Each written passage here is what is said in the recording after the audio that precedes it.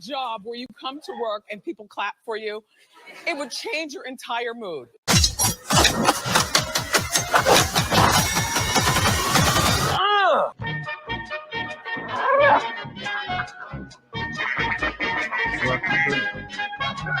Wakanda forever!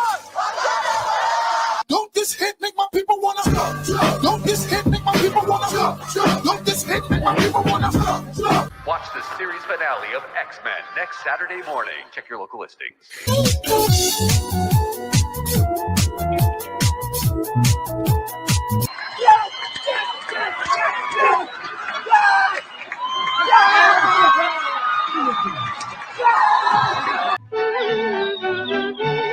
It won't take long when there's a song to help you set the pace. This is pathetic.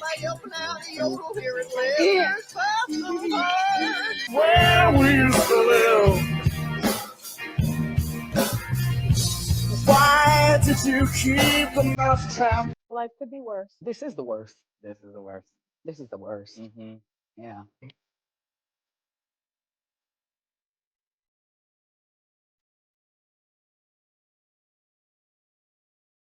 And then they start to keep going down.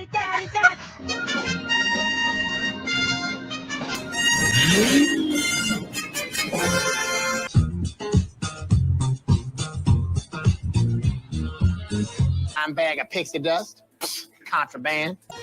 They're gonna do the Mary Poppins thing. They're gonna do it. They're gonna do it.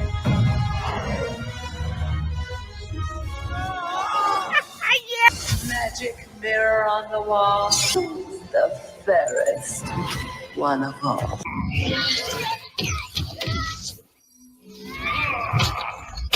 Oh, bitch, you killed Kenny. Kenny. You fat hoe. I get it. I'm not persecuted. I'm just an ass.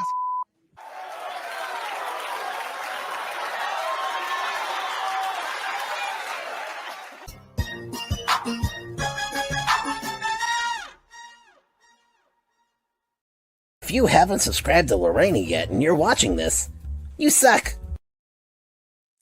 Well, hello, everyone, and welcome to my channel. I'm Reina Creole, of course, bringing you that unfiltered, uncensored, most of the time, spice when it comes to sci-fi and pop culture analysis. And you know I always keep it real when it comes to theme parks. And as always, speaking of keeping it real, and my friends need to stop texting me, they know I'm streaming.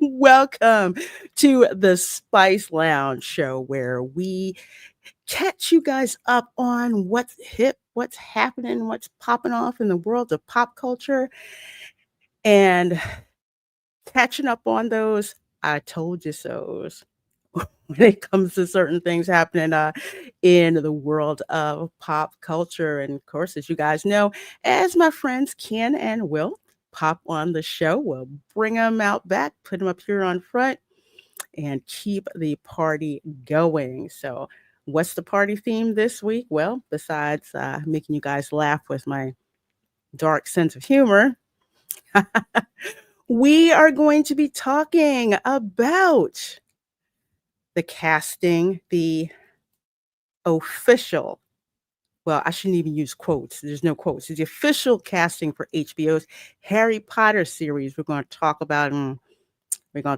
that, which of these things is not like the other. We're going to talk about that. Let's see, talking about, that Fantastic Four movie. Well, we shouldn't be surprised, but from the mouth of some of the actors themselves, looks like it's going to be made for modern audiences and will probably be yet another Marvel, I don't know, turd. Yeah, I think we're going to call it that. I think we're going to call it that.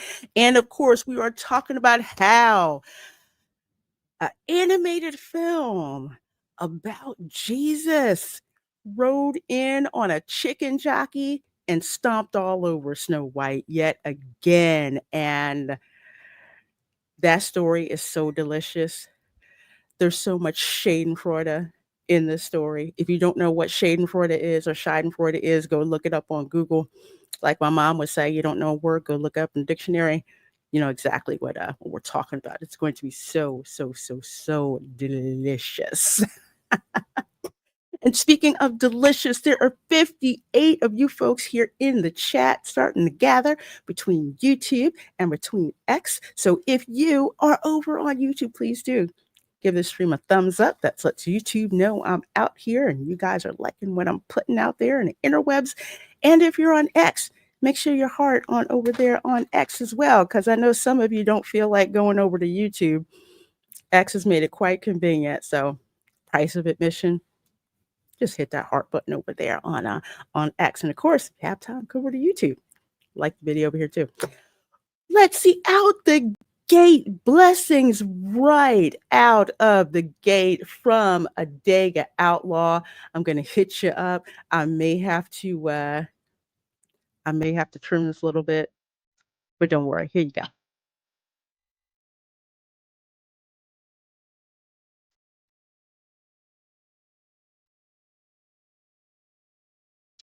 For $4.99. Thank you, the author, Adega Outlaw. You got to check out his channel. Says, told ya, wink. I think a lot of us have been like, told you so. Told you so. I'm really getting sick and tired of being right. As Ace Ventura, well, as Jim Carrey said in Ace Ventura, Pet Detective. I'm getting tired of being right, let me tell you. Something else, right? We tried to tell them, but they're like, what do you YouTubers and podcasts know? I know one thing. We know what money we're going to spend our money on and what we're not going to spend our money on, as some people have found out.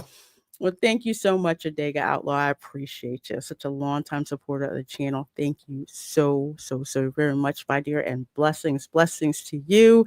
Let's see who we've got in the chat real quick, because, you know, I could sit up here and talk, but you guys in the chat are my co-hosts for the show. You know, you're riding shotgun with me. All right. Folks who watch action movies, you will know what the term shotgun person means. Yeah. So that's you guys out there in the chat. Always depend on you guys for commentary back about what I'm talking about, your insights, your hot takes. Love it, love it, love it. Because you know what? I could not do this show without you guys in the audience, because if it was just myself, I'd record a video. But I love interacting. I love it. I love it. So let's see who we got. I see DJ Knight there who says, hey, Lorena. Hi, Lorena. Well, hi, DJ Knight. Always good seeing you, my dear. Hope you're doing well. We have got that service dog who says, good evening, beautiful people. Well, good evening to you. And I'm laughing when I saw your name come up, because I think it's on X, or is it Instagram? Well, you know, Epic Universe, right? Well, over in Dark Universe, they have this character, Igor, Ygor, Igor, right? So this lady was over there and she had her service dog. And the service dog kind of sat down, and Igor sat down right with them and just like interacted between, you know, the dog and the handler. It was so funny. Whatever the dog did, Igor tried to copy it. Asked him, you know, what kind of bone parts he likes to play. It was so cool. I cannot wait to go to Epic Universe. I'm going to be going on Thursday. I'm going to be streaming Thursday night. Don't want to miss that. Thank you, Tom F., one of my amazing mods here on my channel, says, welcome to the Spice Lounge. Hit the like button and ring the bell to subscribe and keep up on all the spice. Yes, because you know your girl is slinging that spice and salt and shade, actually. Hey, Linda F., how you doing? It says, howdy, Lorena, and all in the chat. Hello. We have got John the Beagle Dad, who says, hello, folks. Hello. And says, I have pictures. I wish I could get you them. Well, you can email me at Lorena Creole at gmail.com. Yes, my channel name at gmail.com. You can email those pictures to me so I can see the dog, the little puppy pictures. I love little animal pictures. Hey, it is Mama Lugo in the chat. Hello, my dear. So glad to see you and so glad you're here. Saying hi to Tom F. I love this community. You guys are absolutely fabulous. Fabulous. Best community because I'm biased. Hey, Aldo, good to see you. Aldo's Journal says, hello, everyone. Well, hello. Thank you for being a channel member. Always good to see you. And we have got Thanatos Felicitas in the chat who says, hello, everyone.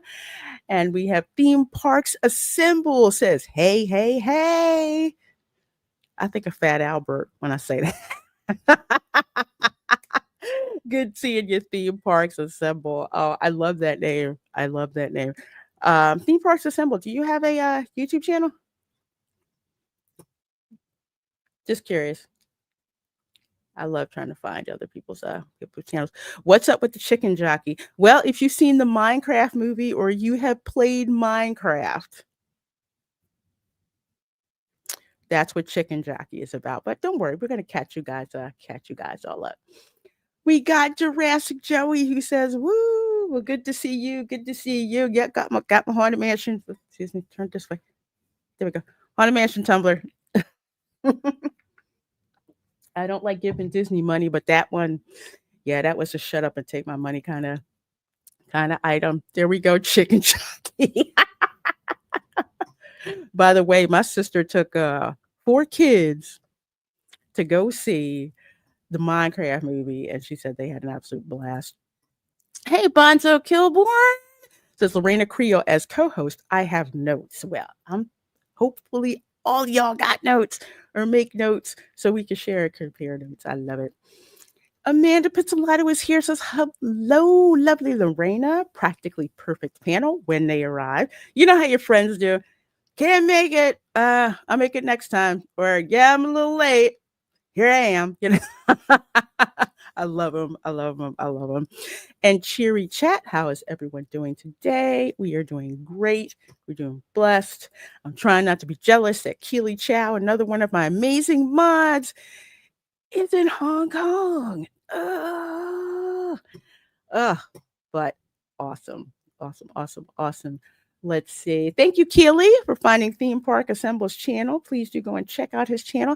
I'm sorry if I misgendered you. I have to check out your channel as well. I love dropping in on you on a different channel. Sometimes I'm usually stealth watching, you know, because I'm doing other stuff. And let's see. I see Charles Ratliff in the chat. Where are you, my dear? I saw you pop up. The King of Kings budget was $5 million. It grossed $19.5 million at the box office. Yes, we are going to talk about that. Because let's just say, 1, God don't like ugly. 2, God tried to tell Disney not to make that Snow White movie. And 3, well, we're going to talk about that. All right. So we have got 87 of you folks in here. You guys mind if we start with little laughs to kick off the show before we get into the hot topics? I don't think you guys would mind.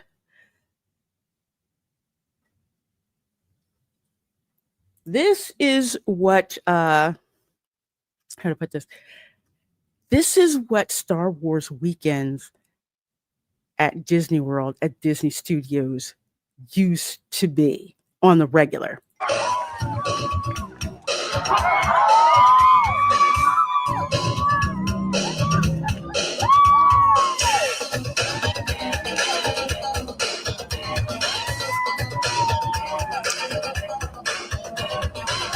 I'll probably get claimed, but I don't care. Star Wars weekends back in the day, that used to be every weekend in May at Hollywood Studios. Hyperspace Hoopla here where they have the Jedi Training Academy, just characters that would just come out. Of course, you see Boba Fett, trying to be Michael Jackson, and go to YouTube and just look up Darth Vader, MC Hammer. You can't touch this. That's all I'm going. That's all I'm gonna say. Theme Parks Assemble say they used to be so good back in the day where they had signings and the parade. Yes, I was always jealous that I couldn't go, because by the time I went, Star Wars Weekends was over, and I tried to get some stuff that like had been picked over. Like one of my favorite items that I scored at the last that was left from Star Wars Weekends is that piece of artwork back there. Because you know what that is? That is Minnie Mouse as Slave Leia. You cannot get that merchandise anymore. And that was at Star Wars Weekends. And they barely had any left. And I grabbed two of them, one like this and one on like a portrait one. I have to get it matted. Grabbed that and ran to the to the butt. I'm like, I want that. But I definitely had to get this. So that's up there in protest since Disney decided that it was offensive. Having Slave Leia merch, and of course having Minnie Mouse as Slave Leia. You think that's hot? I got a sexier one of hers too. Like I said, I have to get it matted and put up. Let's see. Speaking of Star Wars, saw what's coming to Dreamlight Valley. No. I haven't played Dreamlight Valley in over, I want to say 6 weeks, because I've been playing Infinity Nikki. So if they're bringing Star Wars to Dreamlight Valley, I may actually crack that game open just for fun. Because I haven't cracked it open in 6 months because I've been so bored. I don't know if I like the idea of them bringing the Star Wars characters in. There's just something about it that just reeks of desperation. And I think one of the reasons, Amanda, that they're bringing Star Wars into Dreamlight Valley, matter of fact, let me look this up, because I haven't seen the roadmap in so darn long. Let's see.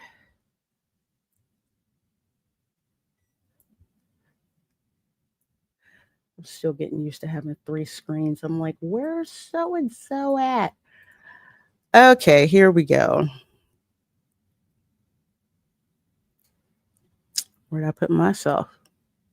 Okay. All right, here we go. And I lost my darn background. StreamYard, I pay y'all too much to be just screwing up my settings like this. Disney Dreamlight Valley reveals new update release date and first Star Wars content. Alice in Wonderland and Star Wars content are both coming to the Disney game. Okay. Alice in Wonderland, yes. Star Wars,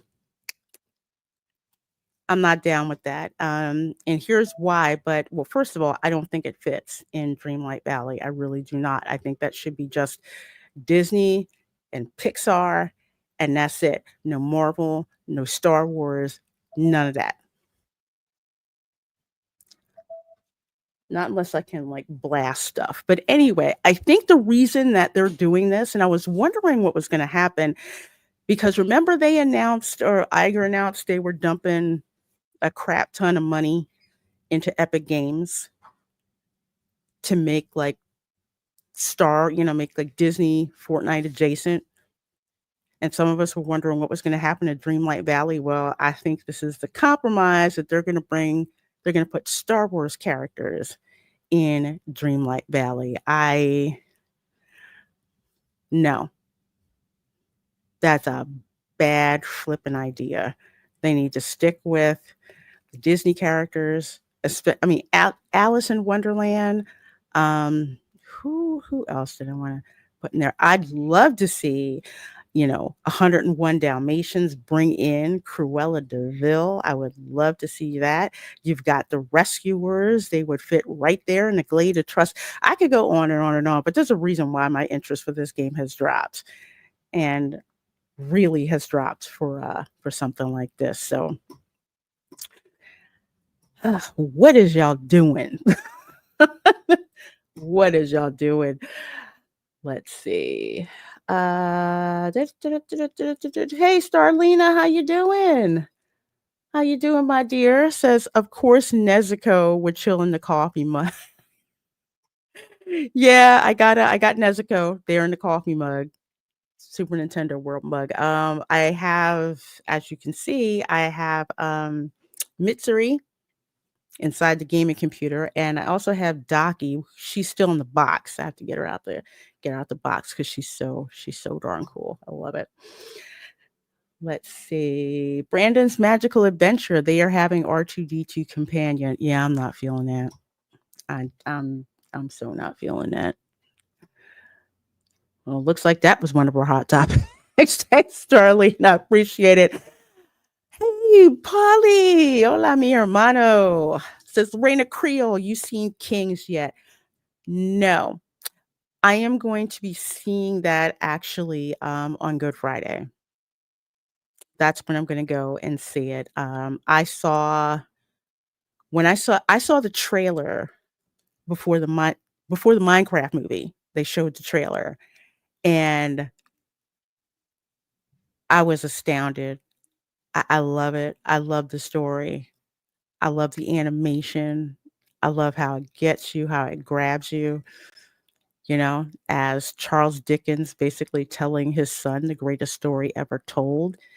And Charles Dickens' son and his cat basically followed Jesus through his ministry, through crucifixion, through his resurrection. I mean, it's so amazing. It looks great and perfect for families to see. So, yeah, I'm gonna see it Good Friday. I can't wait. That's why I'm talking up this movie.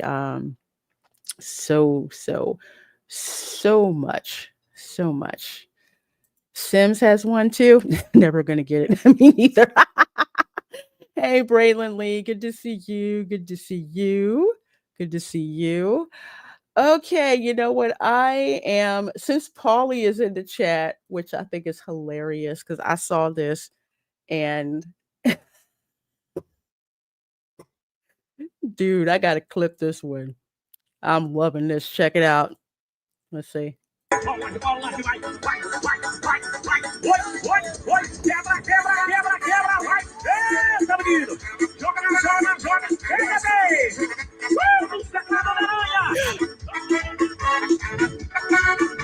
I watched this sucker like 20 times.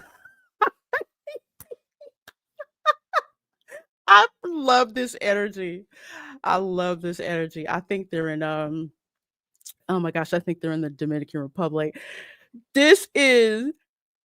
I freaking love it. Check it out.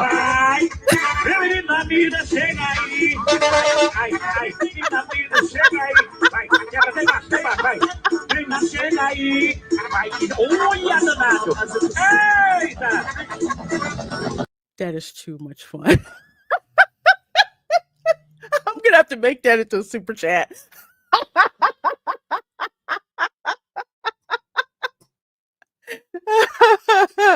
Oh my gosh. I mean, I freaking love Instagram. And Amanda says the Spider-Man and Batman team up. We didn't know we needed. I know, right?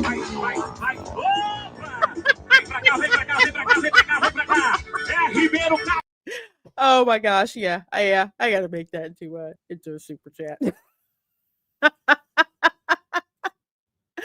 Oh, that's okay. Although we're not an echo chamber here. If you love it, you enjoy it.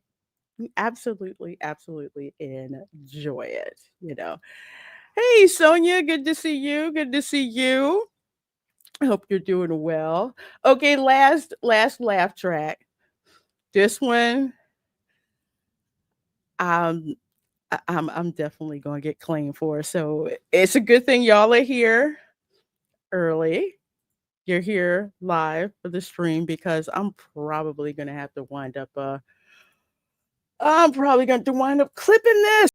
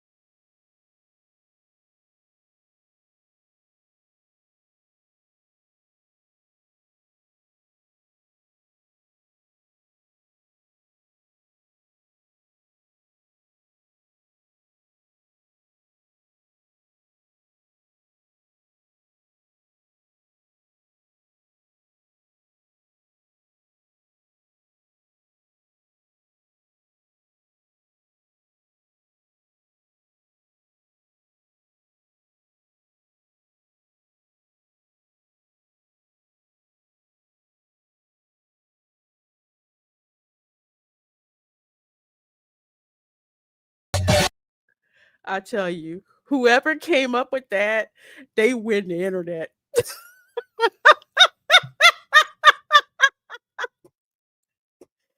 They win the internet. And yes, I'm going to have to clip that one for super chat.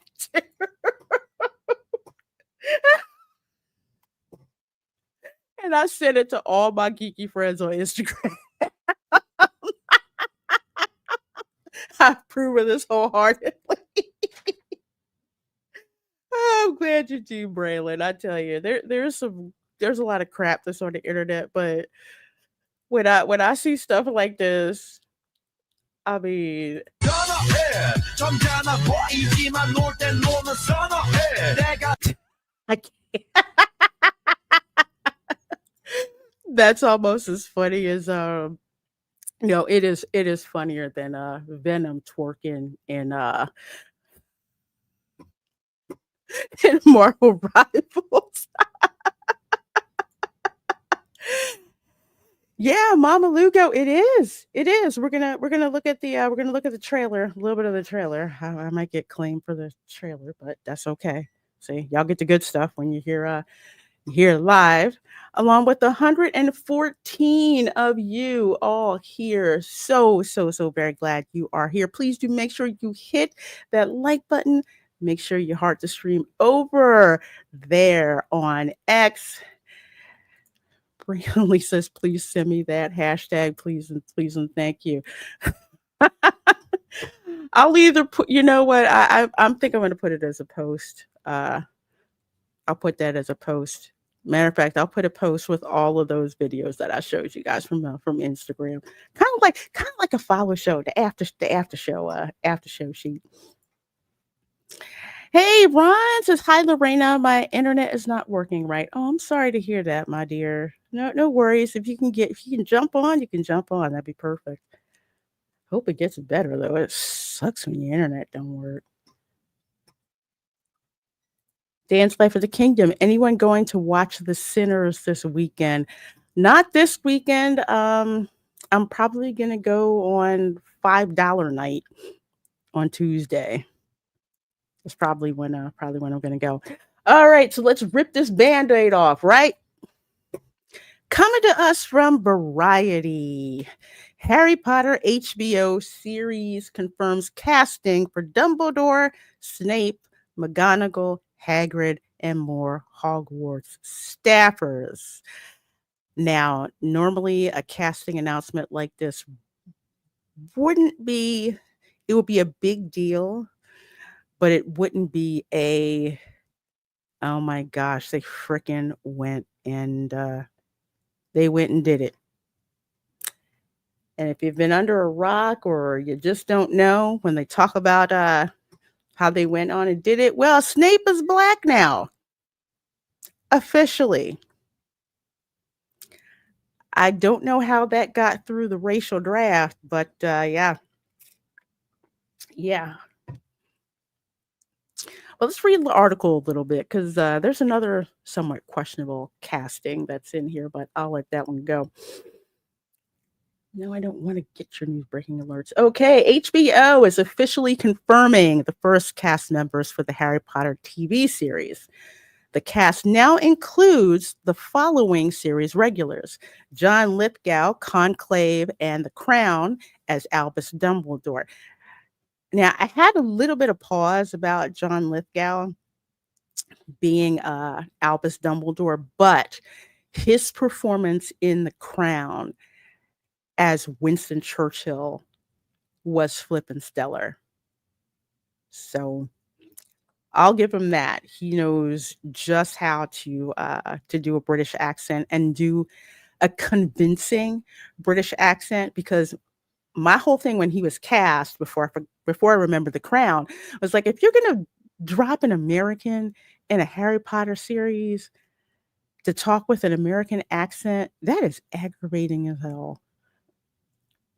It really it just does. It just does. And honestly, for some people who don't know, especially for our folks watching from across the pond, if something's supposed to be British, let it all be British.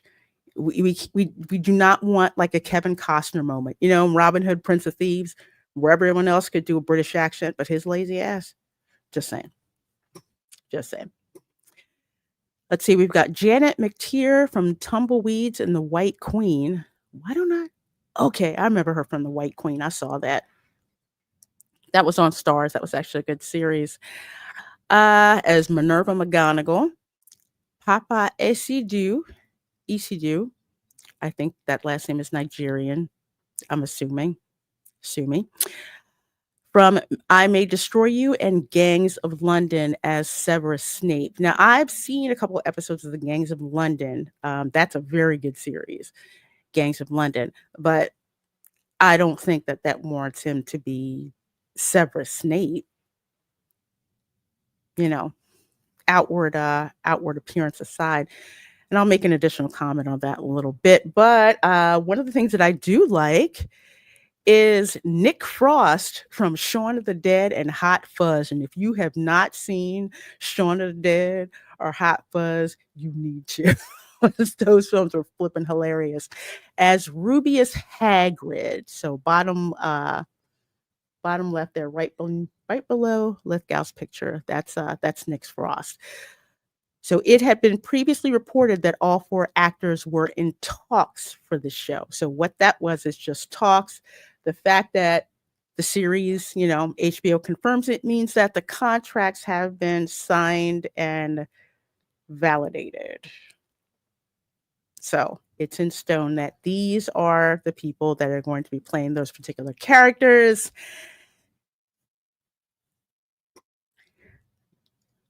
Sorry, I had to think a little bit for how I'm going to frame this.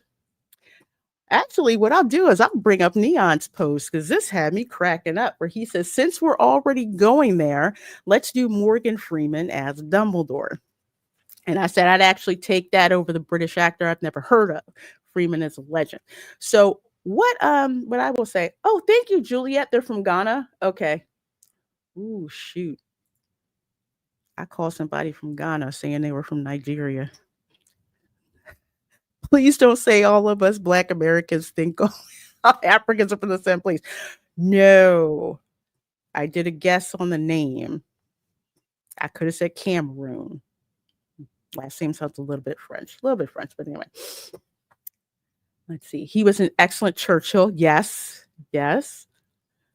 Unlike some other Robin Hoods, I can speak with an English accent. Yeah, Carrie Elwes knocked that one out the park when he said that.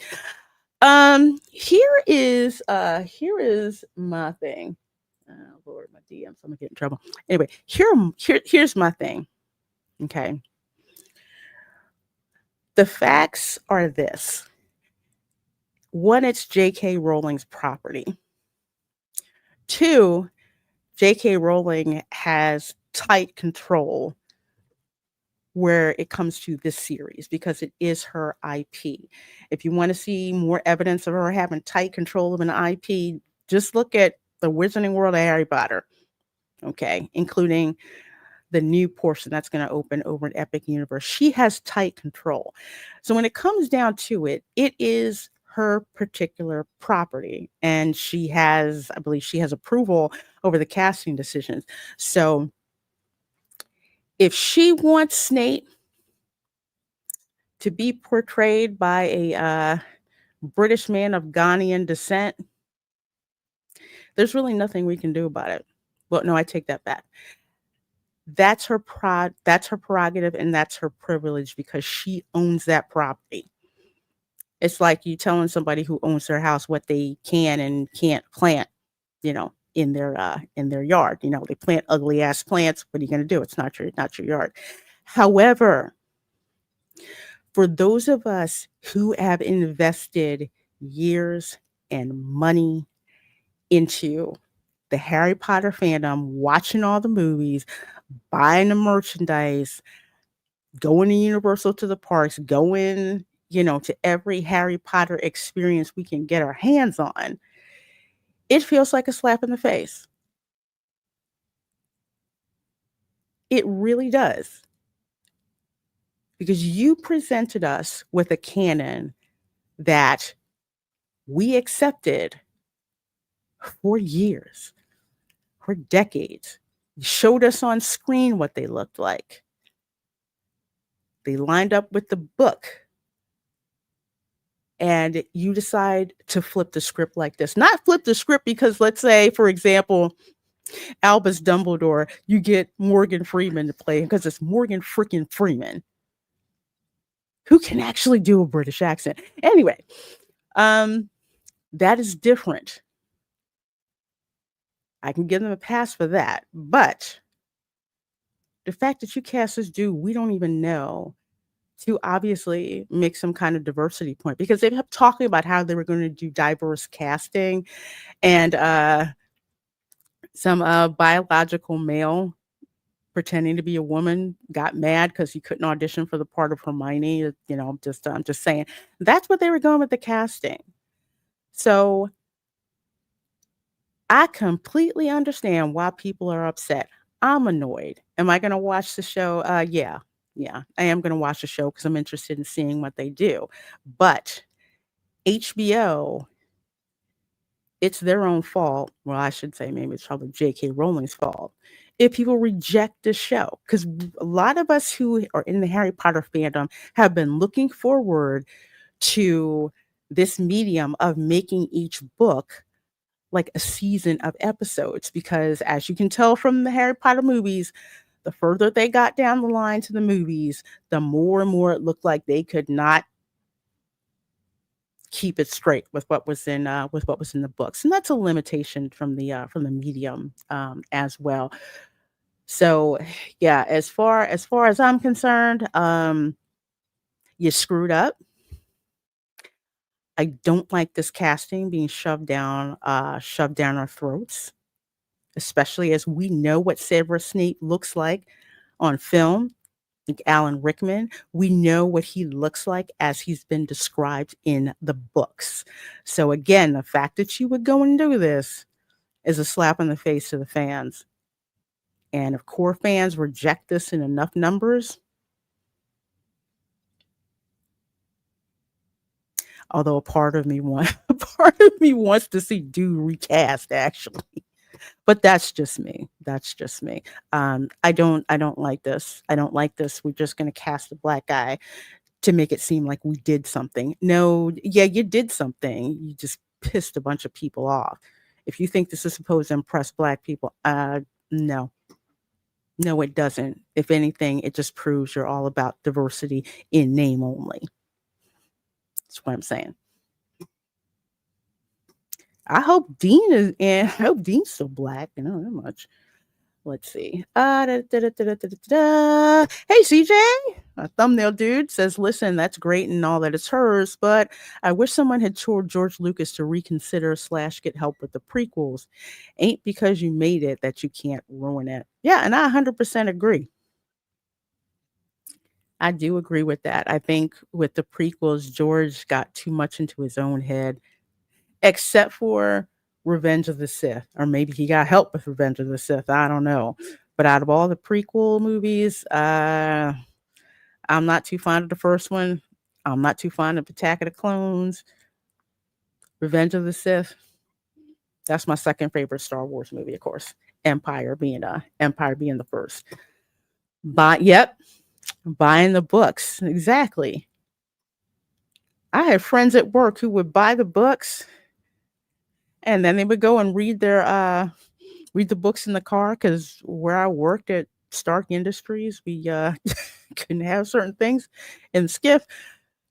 I'm like, don't tell me what happens. They were buying the books, like staying up till midnight to buy the books. You had certain places having Harry Potter sleepovers. Crazy. Jurassic Joe, he says, my concern is how it'll change the whole situation of Snape being bullied when he was younger. Here's my thing. If they do that and just leave it alone, I'll give them credit for that. Because if it looks like a racial incident and they play into that, again, that's pandering. Screw that. So if you're going to stick to your guns and stand on that business, let it play out as it played out. If people clap back, which I'm sure they will, guess what? You walked into it. You really did. Outdoors Journal says, yeah, and if someone decides to have a pet crocodile in their house, they can do that. Just don't expect us accepting the invite to their pool party. Exactly. You vote with your time. You vote with your dollars. I mean, case in point, House of the Dragon. They made Corliss Valerian, played by this one black actor who I hadn't heard about, and of course, some folks were like, I don't know why they're doing that. Even I was just like, why the heck do they want to swap it out? Okay, George wants to do that. All right, fine. And the guy was a banging actor.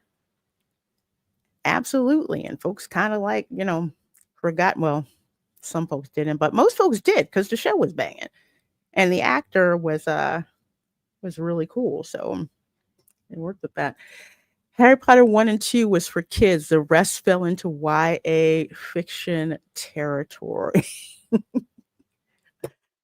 I didn't read the first 2 books. I started reading with Goblet of Fire, because when I saw the movie The Goblet of Fire, it felt like there were parts missing from the book. Even though I hadn't read the book, I could tell there were a lot of things that were missing. So ever since then, I got the books. But mostly Audible, the unabridged on Audible, which is amazing. Should get those. They're great. They're going to have to rewrite Snape was hung upside down from a tree. Here's my thing. Let's see if they can do it scene for scene and not make any modifications. I don't, well, frankly, I do not want to see any modifications. Just do it. That's the character, Snape. Just do it. But that's just me. And also considering that this is a British production.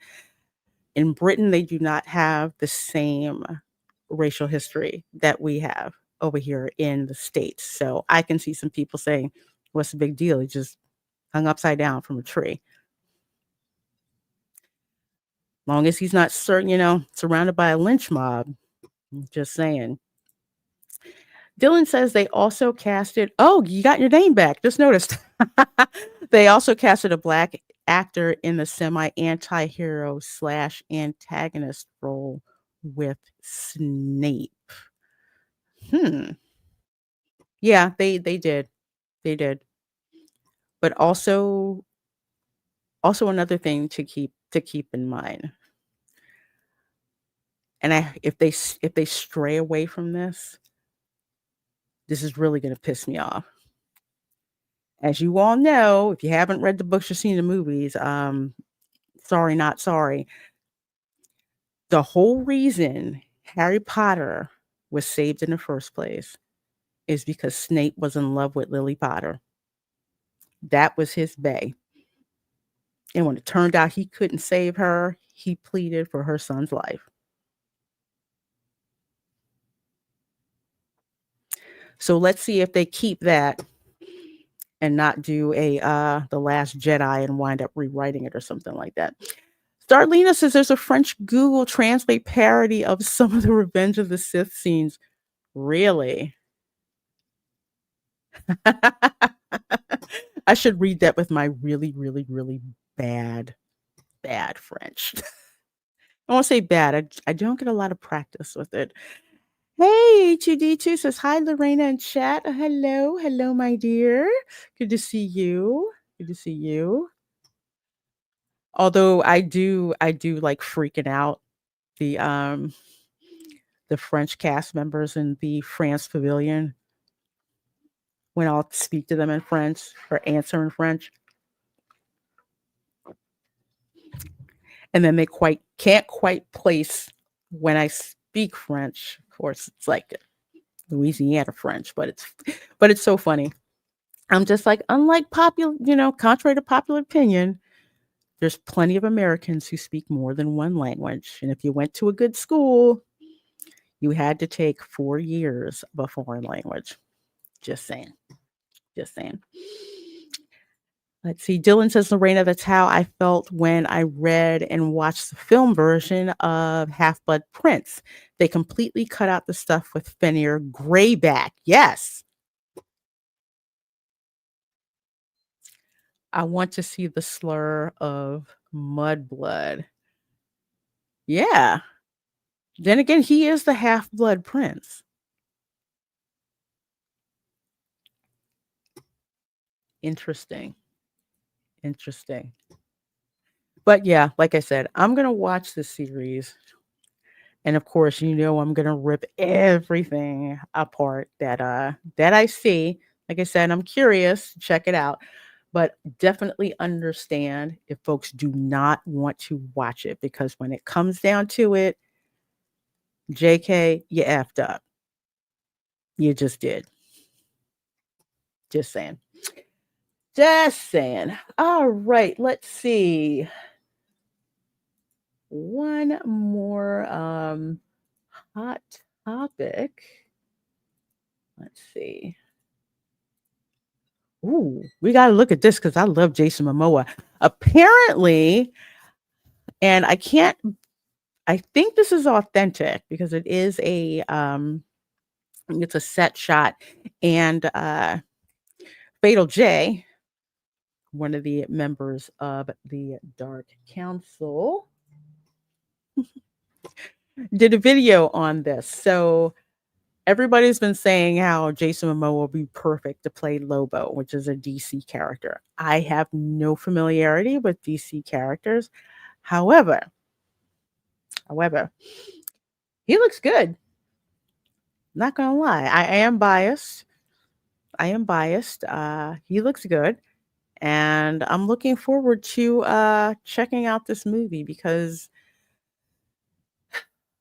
Marvel is stuck in the sewer. They cannot get out of the sewer. I know I'm talking about Marvel, but looking at DC. Have you noticed how many articles have been coming out about the Russos and what they're doing with Avengers Doomsday? Instead of shutting up and shooting the darn movie, you're just out there talking about it, keeping it, in the press. It's like, just do it, because Marvel, as a Marvel girl, it breaks my heart. It really does. But they have messed it up. And coming from that Park Place, and this is written by friend to the channel, WGW Pro, says Thunderbolts now on track to perform worse than Captain America Brave New World in latest box office projection. You love Jason Momoa. We couldn't tell. Yes, I am very biased when it comes to Jason Momoa. I have met him twice in person. And on one of those occasions, I did not force him, but he was up on stage and basically said that he was single. And if I still lived in LA, I would have followed up on that. He's a big kid. Okay, so who you see in Minecraft,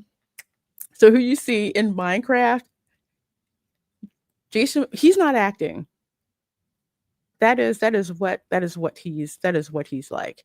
He used to be much more shy than that, but no. That's totally who he is. 100%. I love it. He's a big kid. I love him.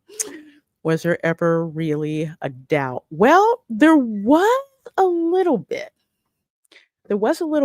I know when I saw the trailer in the theater, I'm like, oh, this could kind of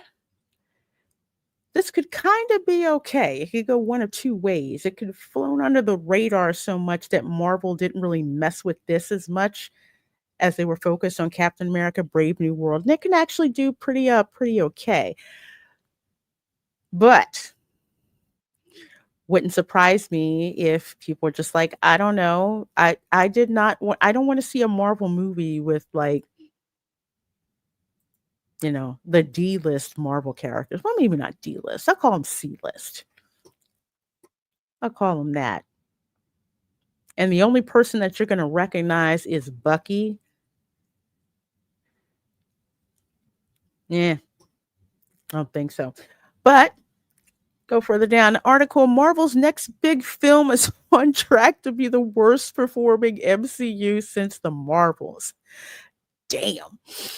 It could be the canary in the coal mine, truly. So apparently by all available metrics, Thunderbolts is shaping up to be a full-scale alarm bell for the Walt Disney Company. The anti-hero ensemble film, originally hyped as a gritty, edgy answer to Marvel fatigue, is now on track to become one of the lowest grossing movies in the history of the Marvel Cinematic Universe.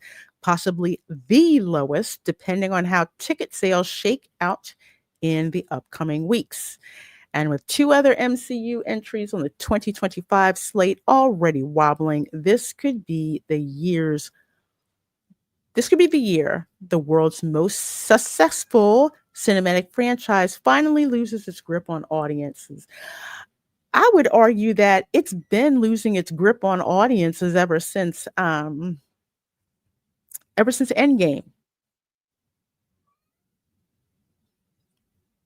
I would totally say that. Ever since Endgame. Spider-Man, No Way Home, that's a fluke.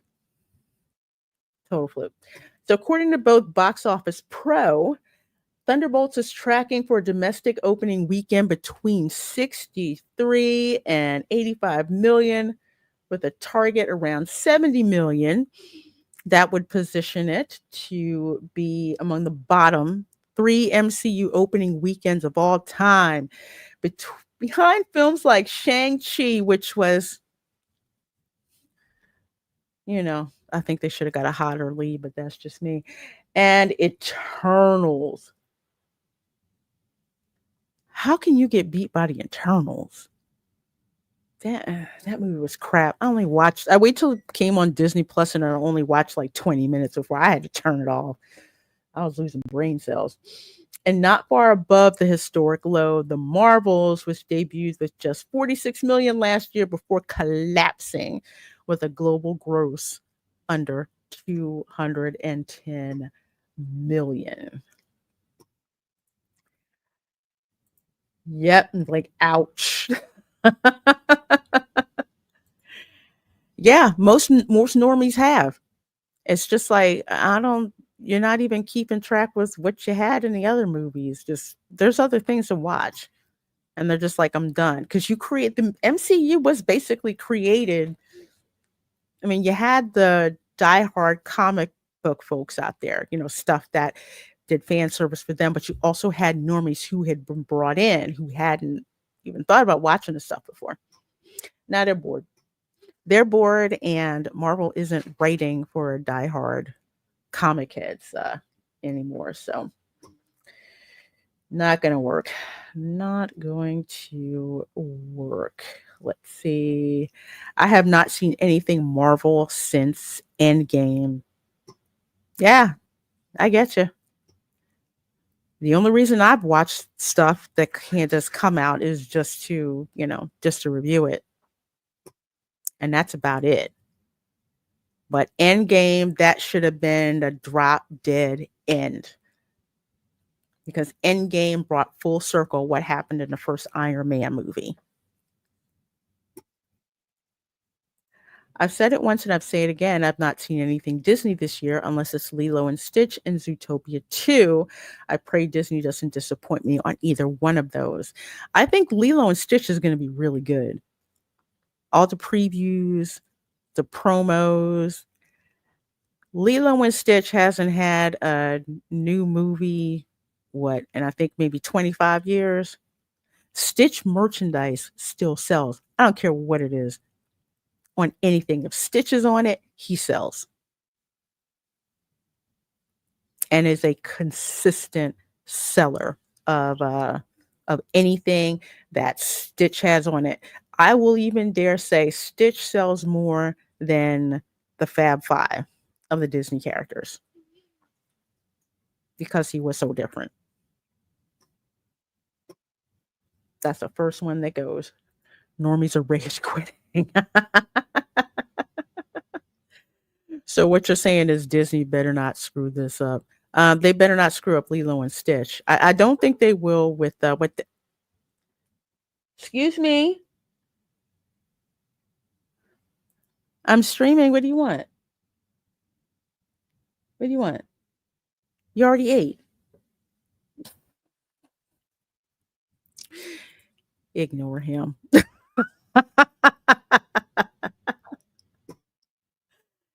Yeah, they better not screw up Lilo and Stitch. I don't think that they will, considering who they have directing it. And the trailer looks awesome. In the theater, people were laughing and just enjoying it. So that'll be good. But Thunderbolts, yeah, I don't have high hopes for it. I mean, I'm seeing it because I have to review it, and I like train wrecks. And I get free popcorn and soda when I go, so we're all good with that. But yeah, I don't think it's going to do very well. But then again, when was the last Marvel movie that actually did anything good in the box office? Because they're not writing it for the normies, and they're not writing it for the comic book nerds. They're writing it for themselves.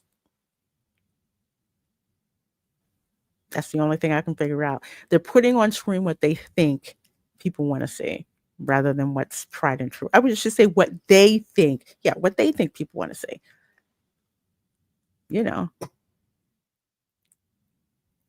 Lorena's cat has entered the chat. Yes, he's looking at the fan. He's fascinated with the fans. So he has to go up there and look at the fans in the computer, He's just fascinated with that and lights. Hey, Chef Nation says, good evening, beautiful people. Good evening. Good evening. Yeah. Yeah, he knows. He knows when I'm streaming. But yeah, he likes all the lights in the PC. Pretty soon he'll be sitting on top of the PC eventually. Like, anybody wants to see your butt. Dang. So yeah, that's what's going on with Thunderbolts. And the last thing that I want to bring up before we get to our main topic, first of all, 120 people at 121 of you watching. Thank you so very much. Let's see. All right. This pissed me off. And if you've been following me on Twitter, you know how much this pissed me off. So here's my post. Emasculated male characters are not sexy. Thanks for ruining my Johnny Storm, Marvel. Pissed off emoji. So according to MCU, the direct Joseph Quinn addresses how his portrayal of Human Torch will differ from Chris Evans's version. He was branded as this womanizing devil may care guy, but is that sexy these days? I don't think so. This version of Johnny is less callous with other people's feelings. Johnny Storm was basically like F your feelings, unless it came to his core family, especially his sister. Chris Evans saying, I'm gonna need names and shots. That was Johnny Storm. Johnny Storm was just walking testosterone. He had his good points, he had his bad points, Kind of like how, Scott Cyclops, he was a real a-hole. It just was. But it's like, come on. That's what the character was. Now you're saying all of a sudden that testosterone is a problem. I, I, I don't get it. I don't want to get it. But I know I'm really getting sick and tired of male characters being turned into women, for lack of a better term.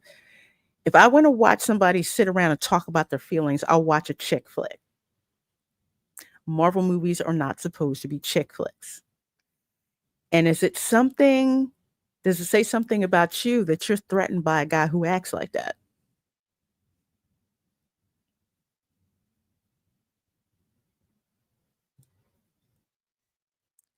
I mean, if you go back to Iron Man 1, which I absolutely freaking loved, Tony Stark had a stripper pole in his in his jet. Dude had hot and cold running chicks. Nobody said nothing. Now all of a sudden, this is a problem. I'm really getting sick and tired of these darn male feminists. They really piss me off because they're so disingenuous. Yep, nuanced observer, hashtag not my Johnny Storm. That's why I said in my posts, yeah, effed up Johnny Storm. Totally. And Chris got to play an even ruder character, Lucas Lee from Scott Pilgrim.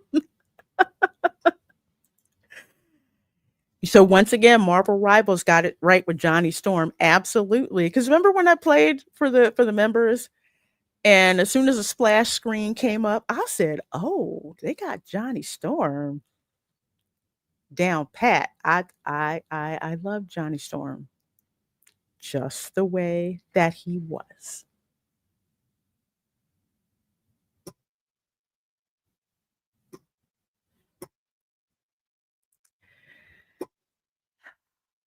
Daggone. So in other words, Johnny will be boring now. Yes, he will be a boring male feminist concerned about everyone's feelings.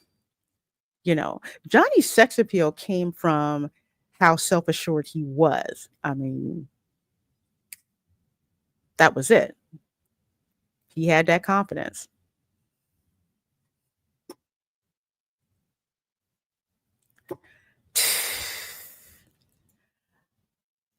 Honestly, Marvel, if you want to know one of the reasons that I got into Marvel, I liked seeing good-looking dudes in comics. I did. I liked looking at them. I liked reading about them. I liked the attitudes that they had. I was perfectly down with that. Johnny Storm was almost Tony Stark 2.0, and Peter Parker was almost Captain America 2.0, hence their rivalry. I hated Iron Boy. Okay. They turned Spider-Man into Iron Boy. And he didn't get out of it until Spider-Man No Way Home. That pissed me off. Scotty didn't. Let's see. Charles says the reason behind this Johnny being a changed man to soy because he was so toxic and the shills were loving it. I mean, it cracks me up when they use this word toxic. And I think I've explained this before on my show. When you find these Holly weirdos, because that's what they are, Holly weirdos and male feminists, when they call men toxic, one, they're just freaking jealous. And two, they have a problem with men or an inferiority complex when it comes to men. I don't get it. What they call toxic tells me that they have a problem with traditional masculinity or masculinity in general. They are threatened by it. They are as threatened by traditional masculinity as they are about traditional femininity. Hence why you see feminized men and masculine women. They're threatened by that. So I hate hearing that term toxic being thrown around, which is why I throw it back in their face. It's like, it's not that, those men are toxic. It's you have an inferiority complex. And like I tell people all the time, your lack of self-esteem is not somebody else's problem. Your lack of self-esteem as a writer is not the audience's problem. Just saying. But yeah, the shills love male feminists. The shills love it when men are feminized. And the shills really love it when black men are feminized too. Yeah. Yep. Terrible move from Marvel again. Yeah, absolutely. Absolutely. I mean, you have Joseph Quinn talking about it. And then here's the other kicker. Disney Marvel Fantastic Four wades into gender politics. Leading lady Sue Storm won't be a doormat. Let's get to the good stuff actually down here. Let's see. Vanessa Kirby says, and we'll just do it this way. Blow this up for you guys. If you played an exact 60s Sue today, everyone would think she was a bit of a doormat, Vanessa Kirby says.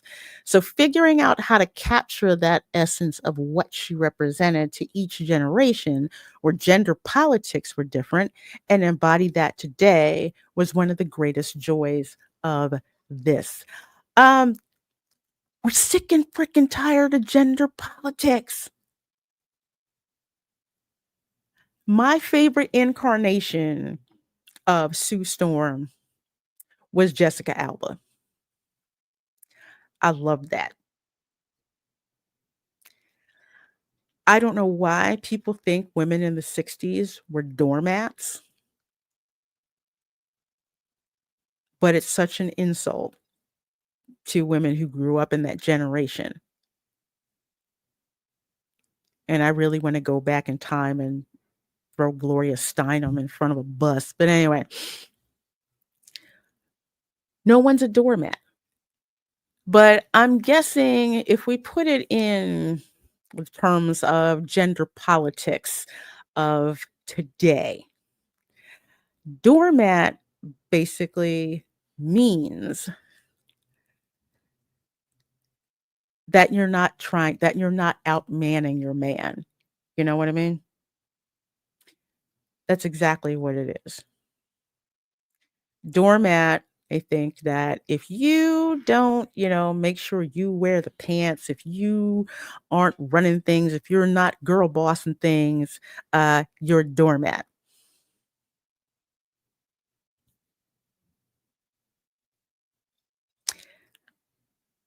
I've never seen women as doormat in the 60s. Come on. But then again, yet more proof that they're trying to do this for like modern audiences.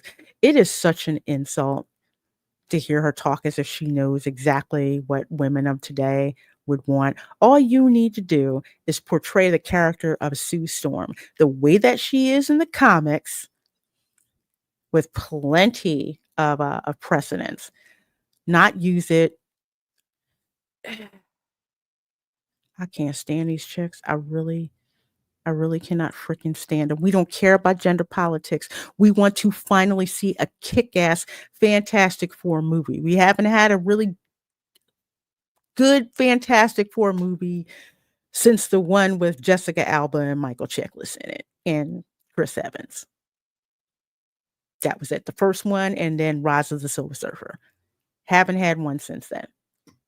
And with stuff like this, I don't see it coming. Johnny will be carrying his sister's purse in his incarnation. Ooh, you know they watched the show. And they are going through reshoots right now. They are having reshoots. So if Johnny Storm is carrying Stu's purse, I'm going to blame you, Dylan. Nuanced Observer says, we will not be seeing this new F4 movie. Got to be selective when you need a sitter. LOL. I hear that. I hear that. Shoot. Well, you know I'm going to see it. I'm going to see it and give you my review because, you know, I do not like people wasting money because tickets are expensive. And if you have to pay for a sitter and how much it costs to go to the movies, come on now. Johnny Storm is a womanizer and a playboy. What more could you want? Some nice presents from him.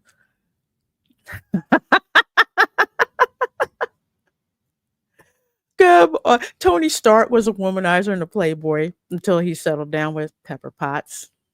I should have been Pepper Potts. But anyway, Batman. Who complains about Bruce Wayne being a womanizer and a playboy? I haven't heard a thing about that. Although I did not like this latest Batman movie. I thought it was ass. Totally. And I'm not buying Sparkle Vampire as Batman. Nah, not happening. Not happening. I was just preach. What? Yes, girl. Yes, girl. That's what she said. That is what Vanessa Kirby said. You can't have Johnny without the bravado. That's why he's the fire of the group. Yes, absolutely. Absolutely. It's like I tell people, women love men who are confident. It's not your fault if you're not attractive, but it is your fault if you are not interesting. Just saying. Women love a man with a plan. Johnny always seemed to have a plan, you know. He just was. That's who he was. I mean, can you imagine if there was like well, I'll say Emma Frost. Like if they just made her ugly and put her in a burlap sack. I shouldn't give them any ideas, but that's what they want to. They like to put women in ugly outfits to, you know, cover them up because femininity is dangerous. And it's a threat. And masculinity is a threat.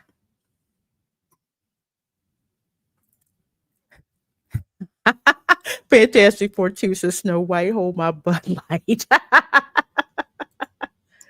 Yeah, Marvel Rivals got it so darn right. I love playing that darn game. I so do. Sue Storm, a doormat, about as much of a doormat as Wonder Woman. Exactly. So it's like this chick is talking the stuff out of her ass. Mark D with the C says Sue saved the day all the time in the early comics. She's obviously not related to Jack the King Kirby. No. And you're right. Sue was constantly saving. But they all worked together as, you know, as a team. Each person had their role. And I, and I loved it. That's why they're the first family of Marvel. And while I collected mainly X-Men comic books, everybody knew what the Fantastic Four was. Shoot, Sue was almost queen of the sea. You see, they only made one good Fantastic Four movie, and that movie is called The Incredibles. I'll put them on par with each other. I really will, because I love both of them. But yes, if you have not watched The Incredibles, watch The Incredibles. That's what you can do, Nuanced Observer. You guys stay in and watch The Incredibles. Because that truly is an awesome Fantastic Four type movie. Props to Brad Bird for doing this.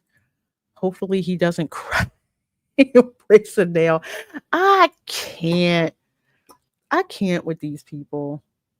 How did they make the 60s suits look so uninspired? I don't know, but they did. It looks washed out. There's nothing interesting about it, and that's talent. I'm waiting for him to say flame on. Yeah, absolutely.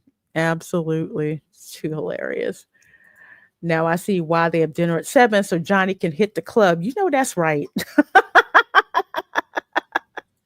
Well, femininity have caused pileups on Rose, their bikini car wash.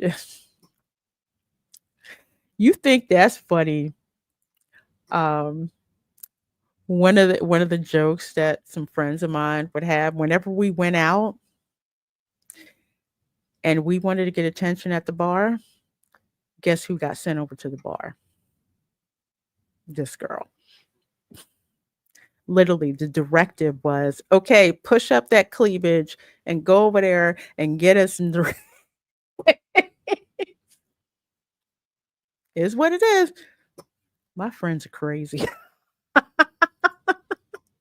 I'm so done with gender politics. Yeah.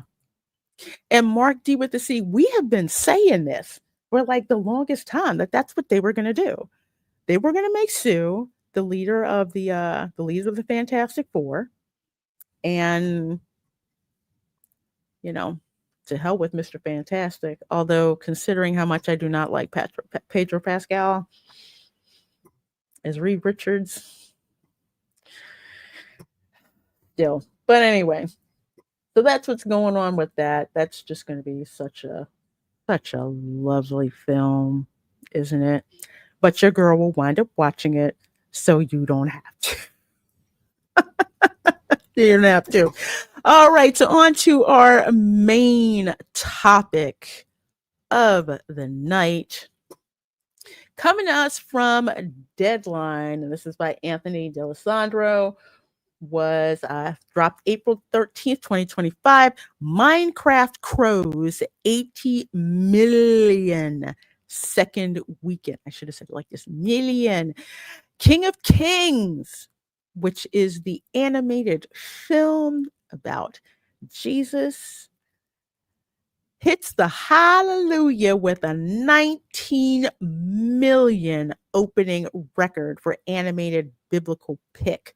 Sunday update.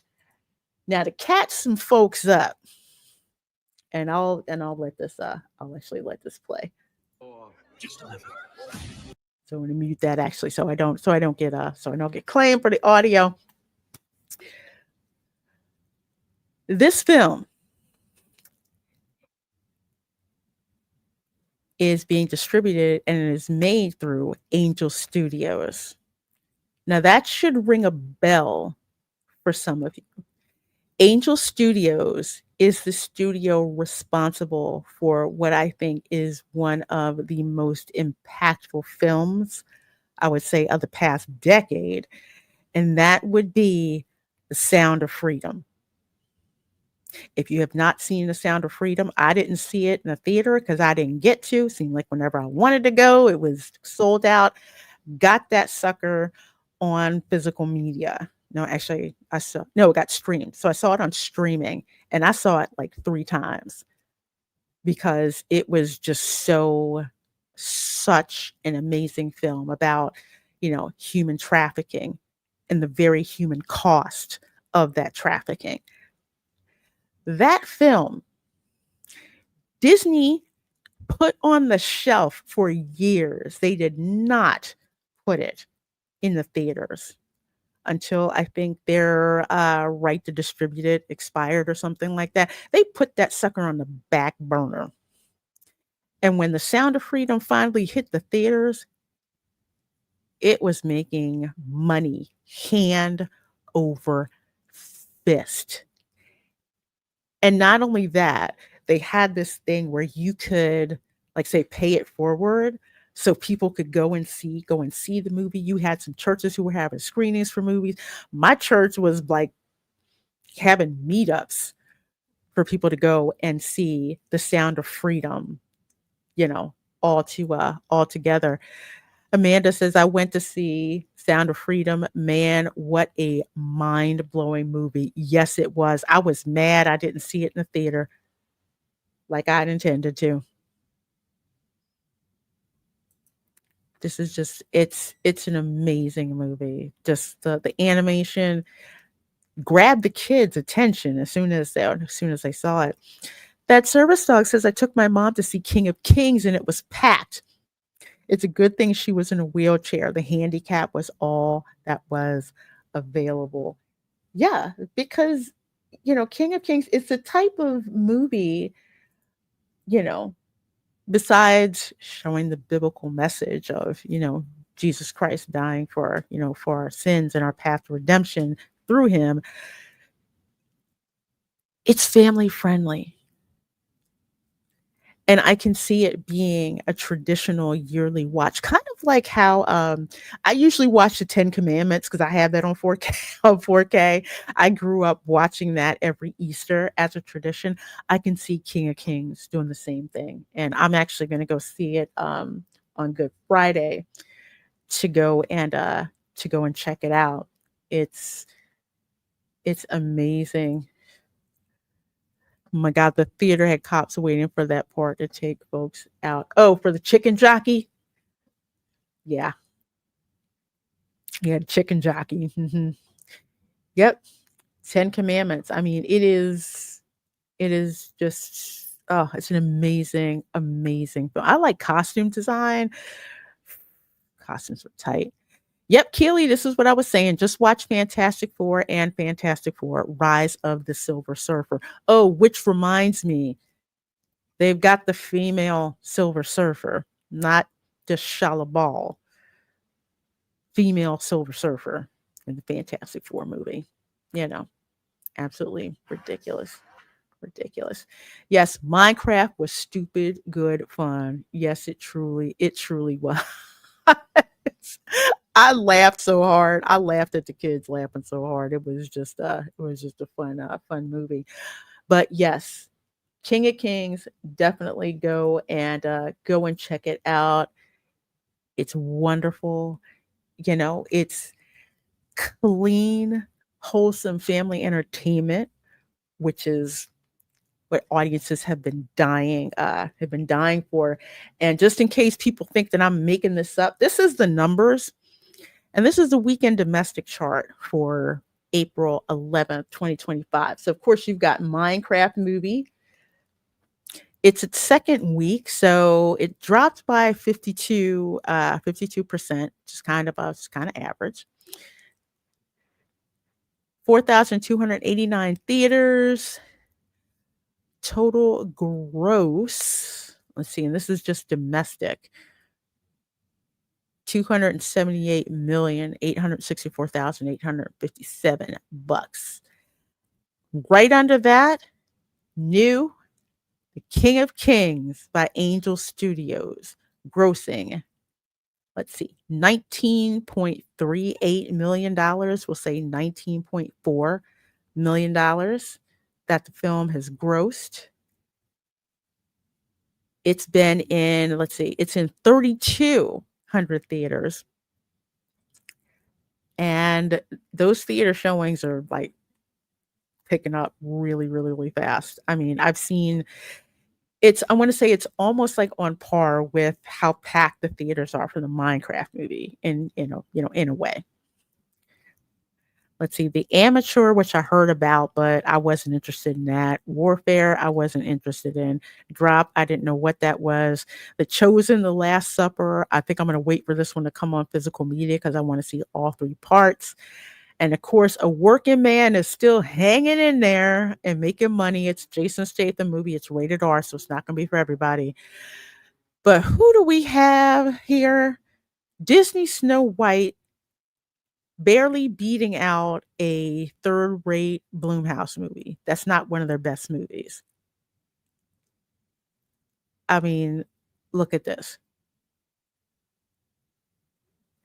Dropped by 1,210 theaters. We're going to get into that story too, as well. Hey, Phoenix Knight, good to see you. This is good evening and welcome, everyone. Good to see you. Good to see you.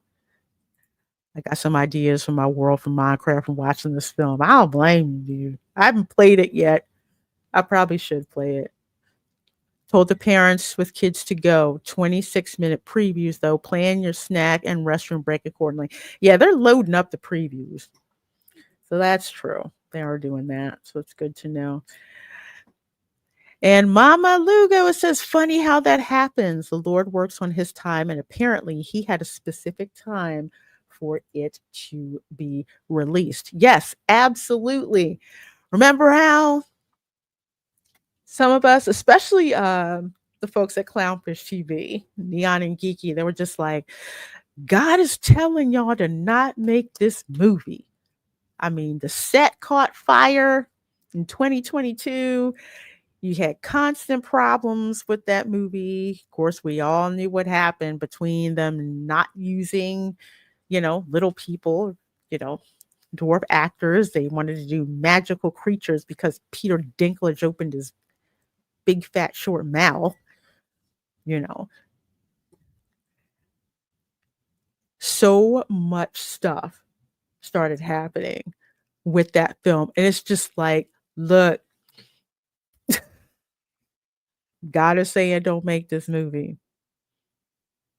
But also keeping in mind, remember, Disney tried to shelve, well, they shelved it as long as they possibly could, Sound of Freedom, because they didn't want to put that out there. But coming to us from Forbes, let's see, Snow White drops out of box office top 5 after shedding about 1,200 venues. When have you ever seen this happen with a Disney film? I've never in my lifetime seen this happen this quickly. Crazy. So this is by Tim Lammers, who says, it appears Rachel Zegler's Snow White is raising the white flag as the Disney film has tumbled out of the box office top 5 less than a month after opening. Wow. This is just nuts.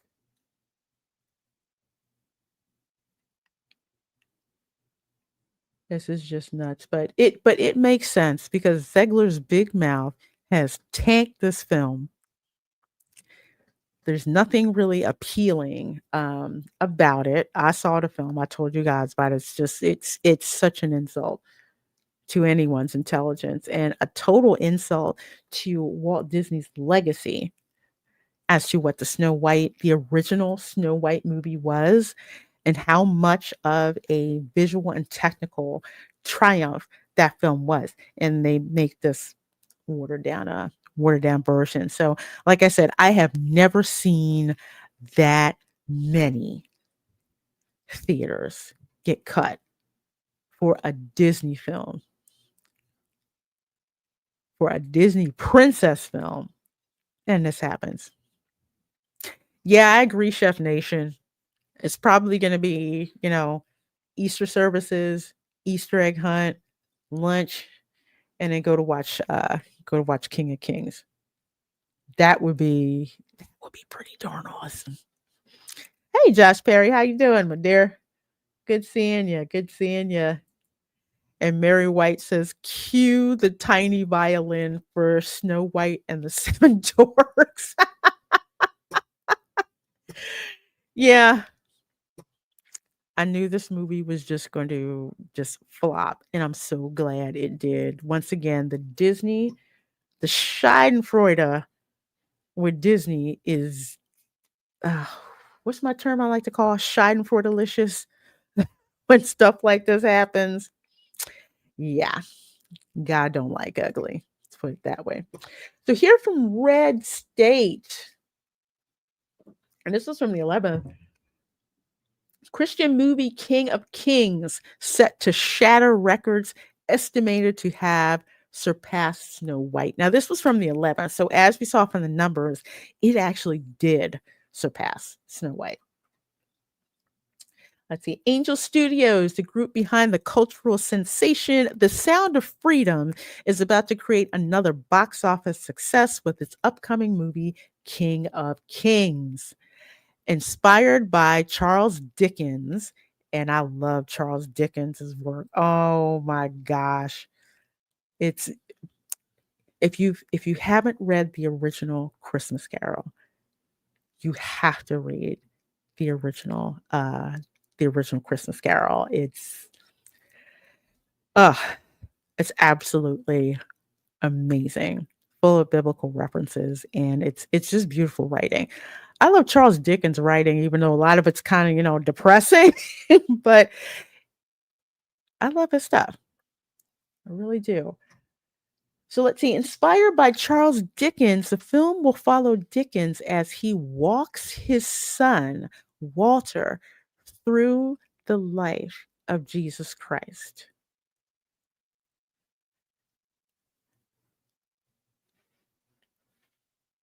My Gen Xer brain is like, what?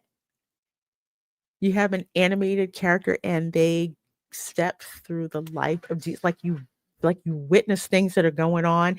Even in this movie, Walter has this basket that has, the loaves and the fishes, and Jesus performs a miracle and feeds the multitude with that. Oh my gosh. You have to see, it's just absolutely beautiful. So you have it doesn't look to be visually stunning. It is visually stunning and has a full-blown star-studded cast, including Oscar Isaac as Jesus, bless his heart, Kenneth Branagh as Dickens. That's some star power, Kenneth Branagh. Forrest Whitaker as Peter. It's probably interesting. Pierce Brosnan as Pontius Pilate, and Mark Hamill as King Herod.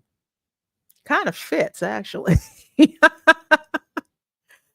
But apparently the pre-sale numbers are already surpassing the Prince of Egypt. And that Prince of Egypt was an amazing film. And here it says, rumors abound that it's already surpassed Disney Snow White live action movie pre-sale numbers. Yeah, we knew it was. When the week before, a working man stomped Snow White, it basically paved the way for the King of Kings to come through and beat Snow White too. I tell you. What is that? What is that Bible verse? Vengeance is mine, says the Lord. I will repay. Yeah. Definitely a lot of repaying going on. The Rue here. So yeah. Moreover, Angel Studios. Well, let's see. They have the pre-sale with gifted tickets, but real money paid by real people, no phantom tickets.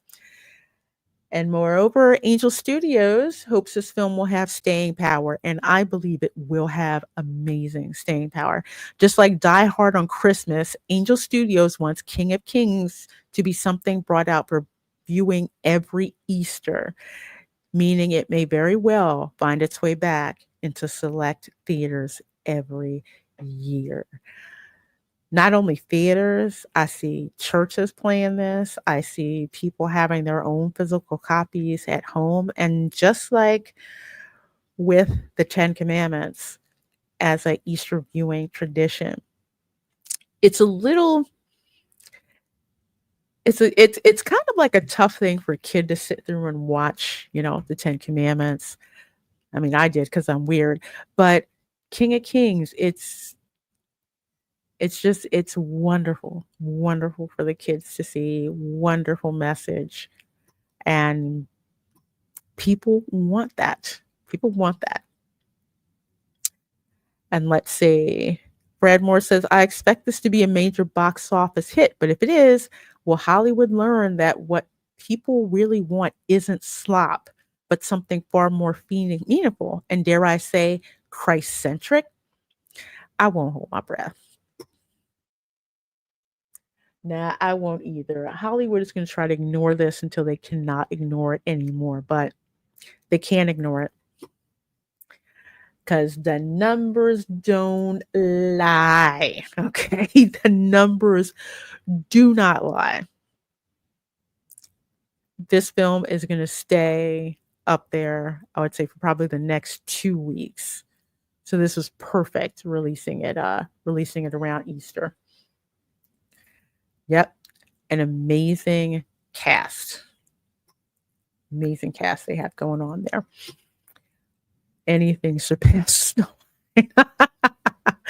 It does. But this movie, I mean, considering, how many theaters it's in, it's almost like with Minecraft. It's got its audience and it caters to its audience. The same way the King of Kings appears to cater to its audience, not just to its audience, but to a broader audience. Because I think Minecraft is PG. I think King of Kings is a G movie.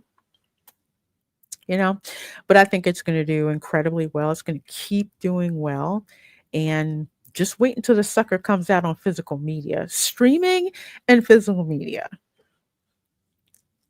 I think it's going to stay up there for quite some time. Dylan says they usually ignore outsider and indie films. Just ask Terrifier 3. Yes. Terrifier 3 made so much darn money. They're making a Terrifier 4.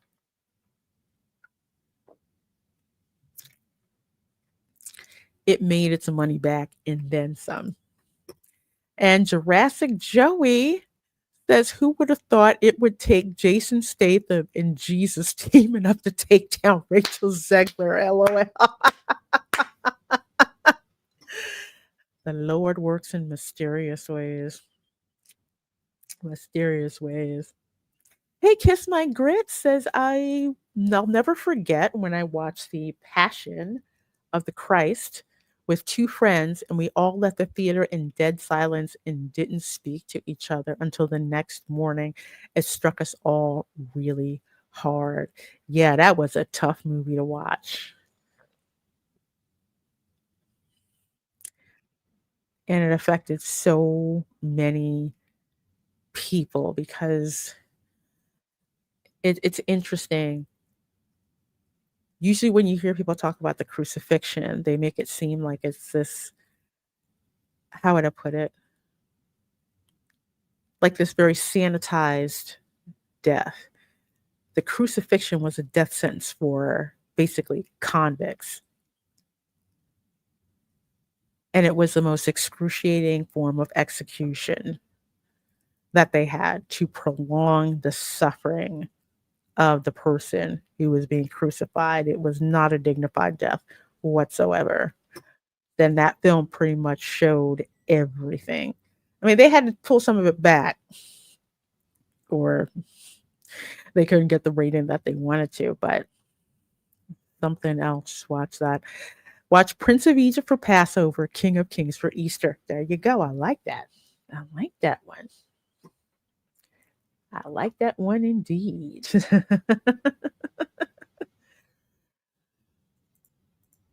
Yep, Jurassic Joe. Yeah. Yeah. Well, speaking of Minecraft, and well, you know what? Two things before I Yep.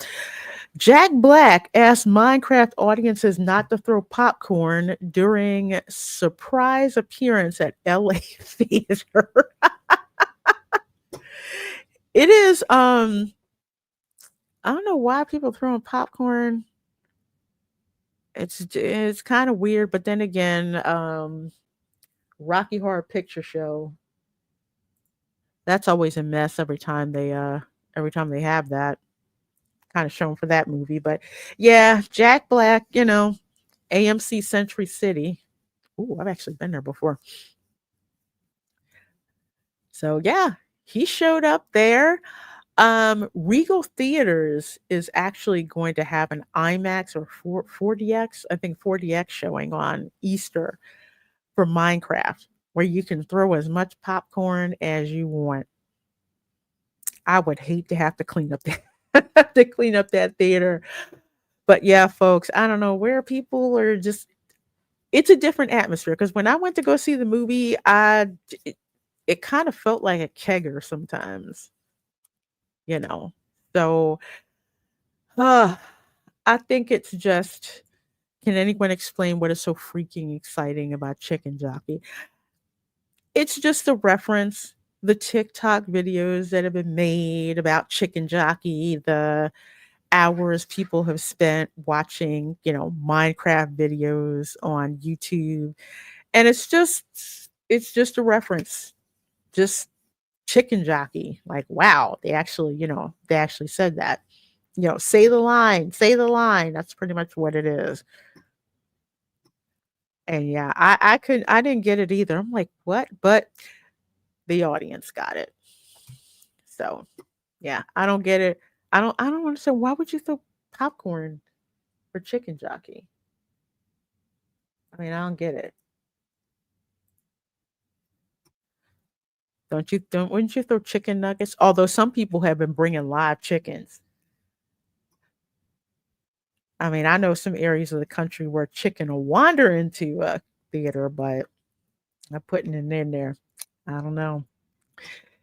Mama Lugo says my daughter and her family went to go see Minecraft at West Shore Plaza, Tampa. They also threw popcorn. She was not getting it. I did not get it. I got the I Am Steve reference.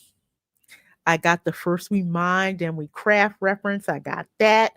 Um, Villager reference. I got that. The zombie reference. I got that. Chicken Jockey.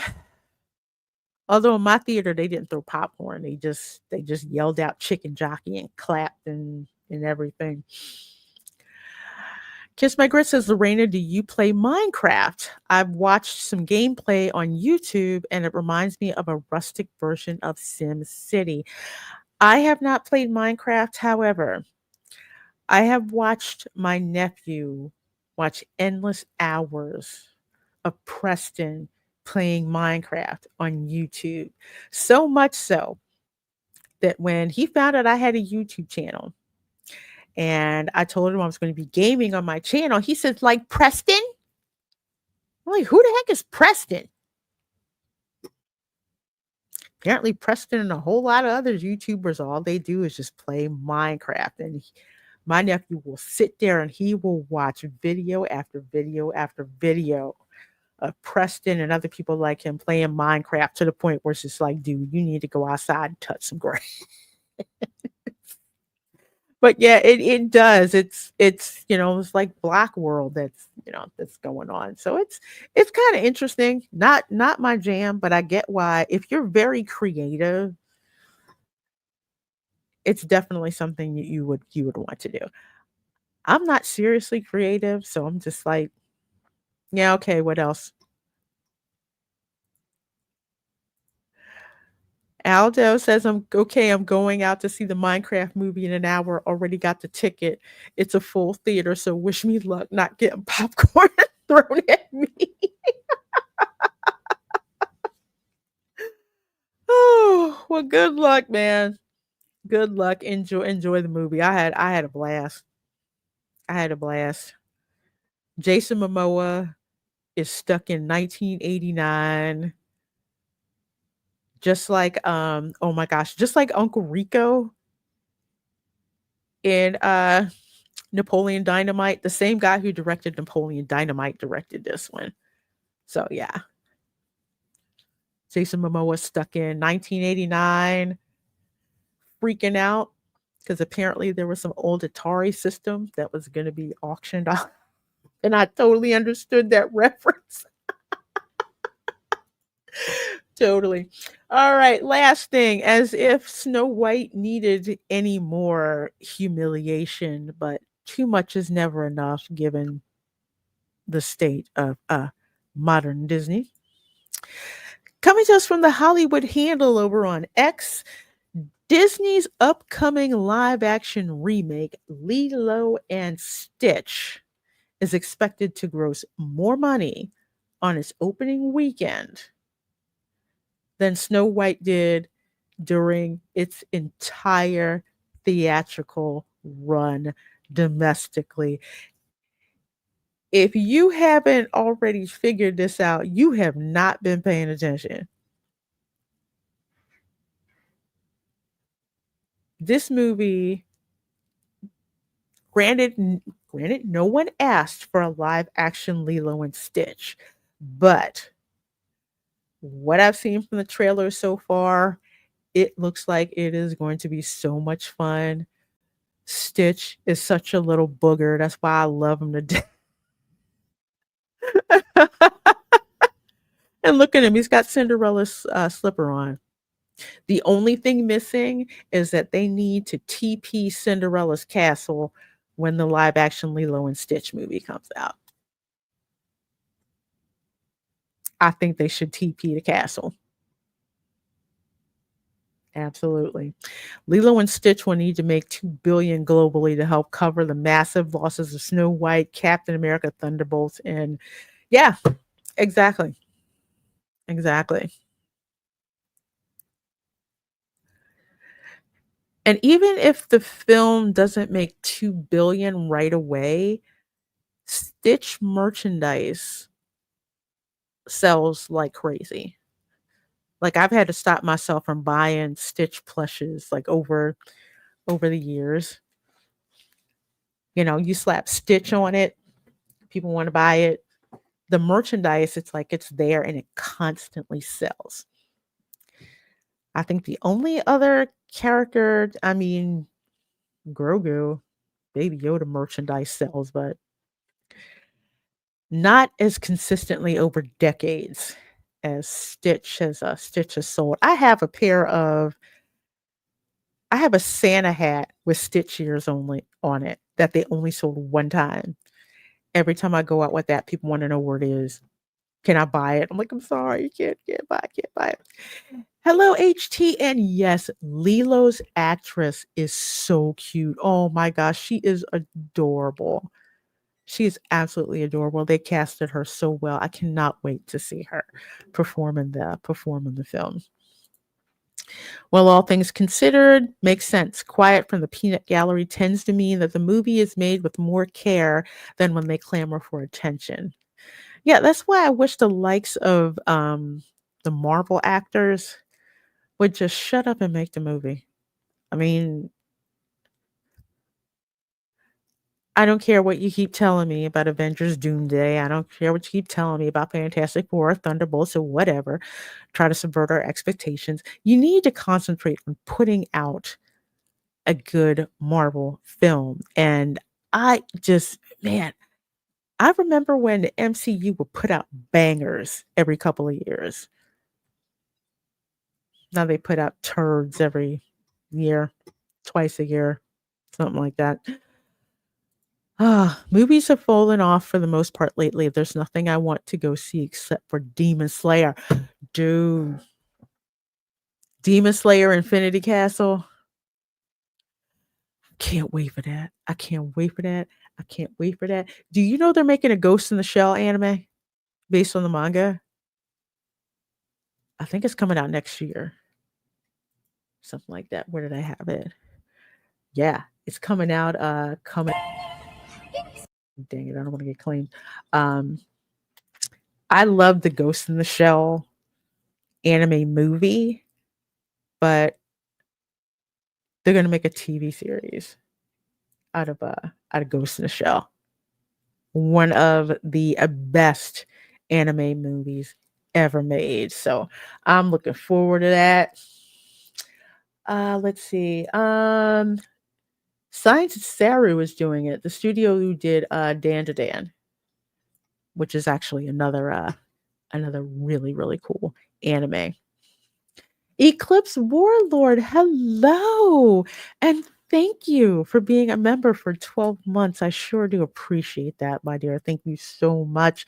Says, cool. I caught a live stream. Been quite a while. Well, I am so glad you caught the live stream, my dear. So glad you caught it.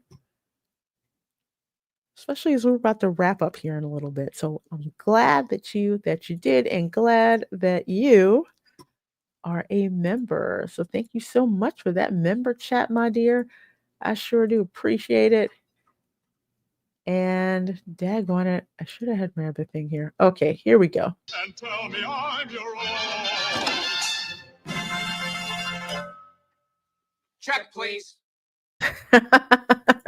Thank you, Eclipse Warlord. I sure do appreciate that. Thank you. So yeah, it's gonna be real interesting. Interesting times at the box office, but I think nature is starting to heal itself, so to speak. With what's going on, people do not have money to throw away, so they are spending it on things that they want to see. And my prediction is, if you thought Marvel was in the toilet last year, it's gonna get even worse this year. I tell you. But thank you guys so much for being here, checking my show out. I sure do appreciate it so very much. If you're watching this on the replay, make sure you do hashtag replay crew down there in the comments. So as for what your girl has coming up, let's see. What day is it? It's Tuesday. Let's see. Oh, yes, Thursday night, 6:30 p.m. I will be streaming live from Epic Universe. It is going to be awesome. I hope that they're going to be doing the light and fountain show over by Helios that night, but it's my first time in the park. It is the passholder preview, and I cannot wait to show you guys all the awesome stuff that's going to be at Epic Universe. So I'm going to be doing that on Thursday. Friday night, 8:30. I'm having a gaming live stream, well, a Tome gaming live stream for Love and Deep Space, because it is Silas's birthday. So we're going to have fun checking out his birthday celebration. So we're going to be doing that. And of course, Saturday, 12 p.m. Resort Recon Live. Guess what? We're going to be talking about our visit to Epic Universe, answering all your questions, showing our video and photos, and of course, just enjoying the first theme park to open. And I don't know how long. Tom F says, no, not that game. Yes, that game. But Quiplash is the next week after that. So don't worry. I got you. Something for everybody. Yes, this holy week, let's remember, Viva Cristo Rey, our God reigns. Absolutely, and amen, Mama Lugo. Folks, do remember that. Definitely. Let's see. Yes, can't wait going on the 23rd. Awesome. Well, I'm going to have a great time, and of course, sharing as much with you guys as I possibly can, for real. So you all have a wonderful rest of your day. I have to quit last stream. All right. Awesome. Well, you guys have a wonderful day, afternoon, evening, wherever you are in the world. Thank you guys so much for watching from wherever you're watching from. You guys make the show such a pleasure and a joy to do each week. Take care. Much love. Happy Easter. He is risen indeed. Take care. I'll see you soon. Bye. All right, everyone. Let's tidy things up. Autobots, start your engines!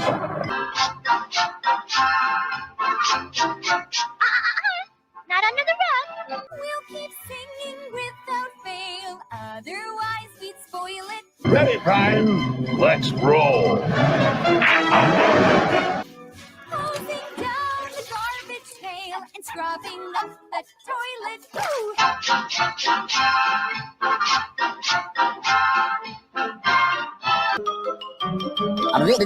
That's all, folks.